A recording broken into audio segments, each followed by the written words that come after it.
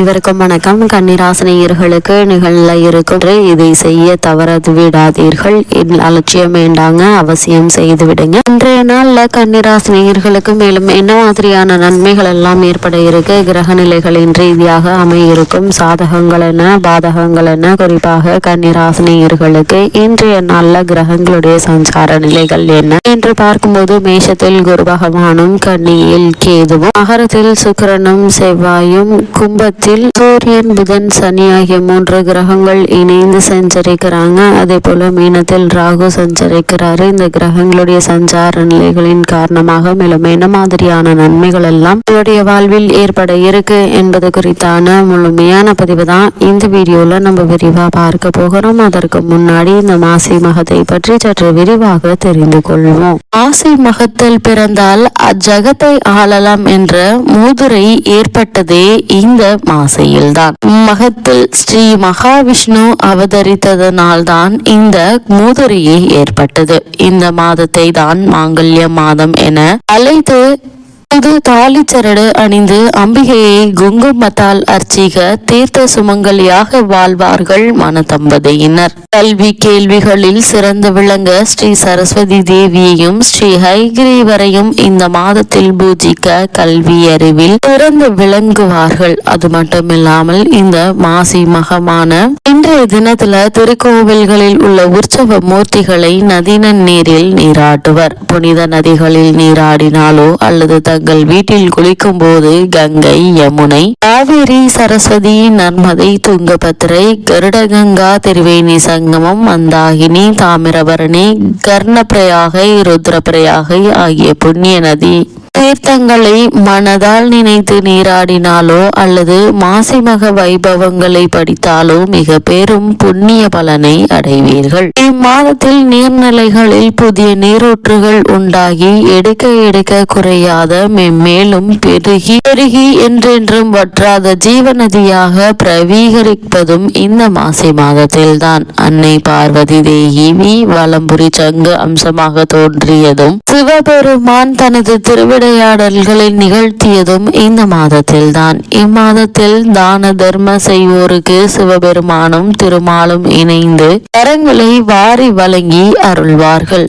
மாபாதங்களை செய்து அதனால் உண்டாகும் பிரம்மஹத்தி தோஷங்களை போக்கடிக்கும் 2 ஏகாதசி விரதங்களும் வருவது இந்த மாதத்தில்தான். காரடையான் நோன்பு, சாவித்திரி விரதமும் வருவது இம்மாதத்தில்தான். இயந்திர தந்திரங்களும் மந்திர உபதேசங்கள் பெறவும் சால சிறந்த மாதம் இந்த மாசி மாதம்தான். குலசேகர ஆழ்வார் அவதரித்த மாதமும் இதுதான். தானத்தில் சிறந்த அன்னதானத்தின் பெருமைகளை சொல்வதும் இந்த மாதம்தான். சுவாமி மலையில் தன் தகப்பனுக்கு பாடம் சொன்ன சுப்பையனுடைய அதாவது ஸ்ரீ முருகப்பெருமானின் வைபவமும் இந்த மாசி மாதத்தில்தான்.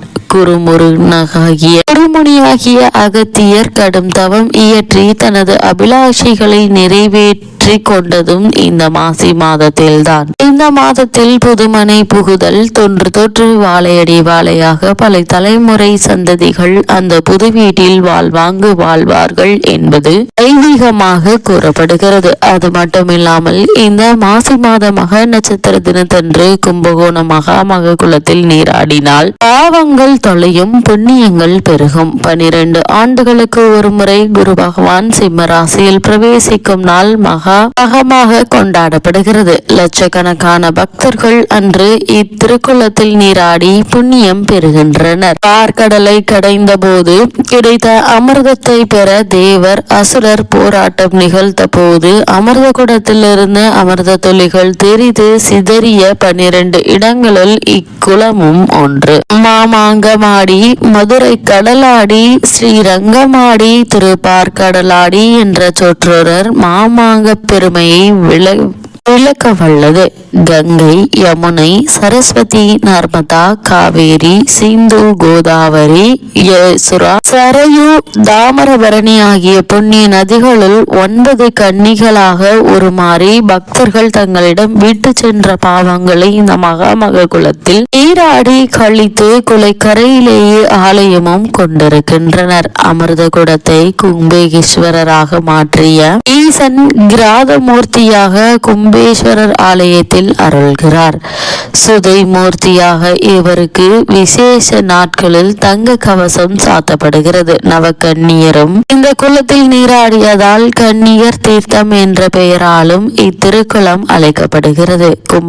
கும்பகோண மகாத்மியத்தில் இந்த மகாமக குளத்தின் வடக்கில் 7 தீர்த்தங்களும் கிழக்கில் 4 தீர்த்தங்களும் நடுவில் அநேக புண்ணிய தீர்த்தங்களும் உள்ளதாக குறிப்பிடப்பட்டுள்ளது. மகாமக நன்னாளில் இத்தீர்த்தத்தில் அமிர்தம் கலக்கப்படுவதாக ஐதீகம் உள்ளதால் இத்தீர்த்தம் அமிர்தசர யோகம் எனவும் அழைக்கப்படுகிறது. இத்திருக்குளம் 15 ஏக்கர் பரப்பளவு, அதன் 4 கரைகளிலும் 16 சிவ சந்நிதிகளையும் கொண்டு விளங்குகிறது. இத்திருக்குளத்தை சுற்றிலும் பிரம்ம தீர்த்தேசம், முகுந்தேசம், தனேஷம், ரிஷபேஷம், பானேஷம், கோணேஷம், பக்தேஷம், பைரவேஷம், அகத்தீசம், வினோகேசம், கங்காதரேஷம், பிரம்மோட்சம், மூத்தீர்த்தேஷம் ஆகிய ஆலயங்கள் உள்ளன.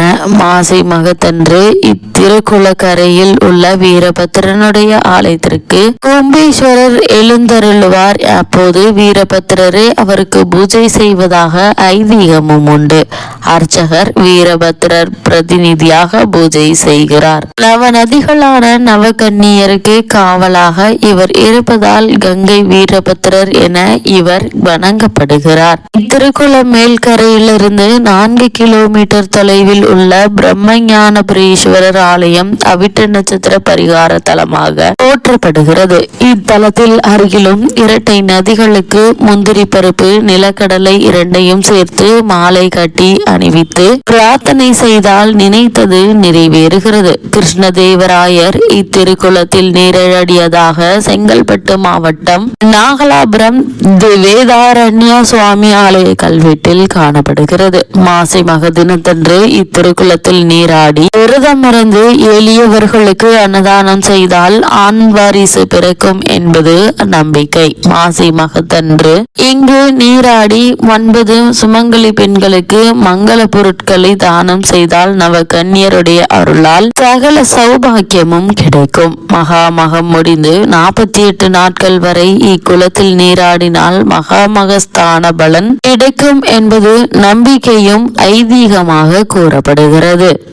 இவ்வளவு மேன்மைகளை கொண்ட இன்றைய நாள்ல கன்னிராசினியர்களுக்கு மேலும் என்ன மாதிரியான நன்மைகள் எல்லாம் உங்களுடைய வாழ்வில் ஏற்பட இருக்கு என்று பார்க்கும்போது 6ஆம் இடத்தில் இருக்கக்கூடிய சனி ஆட்சி பெற்று இருப்பதால மனோரீதியான சிரமங்கள் குறைய இருக்குதுங்க. மனம் சற்று தெளிவடையுங்க. உத்தியோகத்தில் உள்ளவர்களுக்கு முன்னேற்றம் ஏற்படுங்க. மன தடைகள் விலக இருக்குது. பணியிட மாற்றம் நீங்கள் விரும்பியபடி கிடைக்க வாய்ப்புகள் இருக்குதுங்க. தொழில் வளர்ச்சிக்கான மூலதனம், அதாவது வங்கி கடன்கள் முதலியவை சாதகமாக கிடைக்க இருக்குதுங்க. நண்பர்கள் உங்களுக்கு உதவிகரமாக அமைய இருக்கிறாங்க. 12க்குரியவன் அதாவது சூரியன் 6ஆம் இடத்தில் இருப்பது புதிய பலத்தை உங்களுக்கு ஏற்படுத்தி கொடுக்க இருக்குது. இதனால் நீங்கள் மேற்கொண்ட காரியத்தில் வெற்றி அடையக்கூடிய ஒரு தருணமாகவும் இத்தருணம் அமைஞ்சிருக்குதுங்க. அரசியல் செல்வாக்கு உங்களுக்கு அதிகரிக்க இருக்குதுங்க. கன்னிராசினியர்களை பொறுத்த வரைக்கும் தந்தை மகன் உறவுகள் சீராகுங்க. போட்டி தேர்வுகள்ல வெற்றி கிடைக்க இருக்குது. புதிய வேலைக்கு முயற்சிப்பவர்களாக இருந்தாலும் அந்த முயற்சிகள்ல வெற்றி கிடைக்கக்கூடிய ஒரு காலகட்டமா இந்த காலகட்டம் அமைஞ்சிருக்குதுங்க. கன்னிராசினியர்களுக்கு இன்றைய நாள்ல கிரக நிலைகளின் ரீதியாக கூறப்படும் பரிகாரம் என்ன என்று பார்க்கும்போது, வாரந்தோறும் சனிக்கிழமை பைரவருக்கு தீபம் ஏற்றுங்க. சனிக்கிழமை அனுமனை வழிபடுங்க. எண்ணற்ற நன்மைகள் உங்களுடைய வாழ்வில் ஏற்படும் என்பதை கிரகங்களுடைய சஞ்சார நிலைகள் தெளிவாகவும் உறுதியாகவும் எடுத்துக்காட்டுது.